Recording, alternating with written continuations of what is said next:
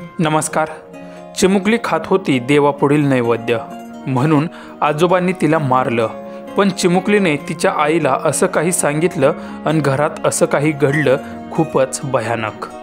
Video पुढे पाहण्याआधी चॅनलवरती तुम्ही नवीन असाल तर आपला RG मराठी न्यूज चॅनल जरूर सबस्क्राईब करून घ्या. बऱ्याच वेळा लहान मुलांच्या खोड्यांमुळे घरातील मोठ्या लोकांच्या मध्ये भांडणे झालेली तुम्ही पाहिले असतीलच, आणि यामुळेच शेजाऱ्यांच्या मध्ये किंवा घरातल्यांच्या मध्ये वैमनस्य वाढतं.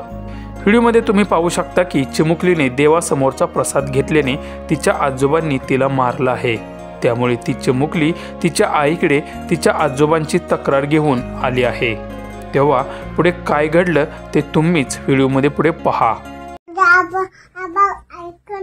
काय म्हटलं? कोणाचं ऐकत नाही आबा? ऐकत नाही. मायराचं ऐकत नाही. रागवते का बरं?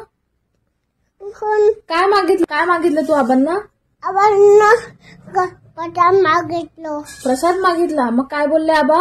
मार देतो म्हणते. मार देतो म्हणाले. मग तुला दिला का मार? दिला. किती दिला? 2-5 दिला. 2-5 दिले. अरे बापरे, एवढा मार दिला तुला? कुठे दिला मार? पाठीला दिला. पाठीला दिला का? पायाला दिला. अच्छा, पायाला पण दिला का? अरे बापरे, एवढा मार दिला तुला? एवढा मार दिला. हो का? हो. मग आता मायरा रडली का? रडली. कशी रडली? रडली. अशी रडली. आणि मग त्याच्यानंतर आबा काय बोलले? मग दिला का प्रसाद तुला? दिला का प्रसाद? मारलाच डोक्यावर. असं मारलं डोक्यावर तुझा? नाही मारलं. हो का? नाही.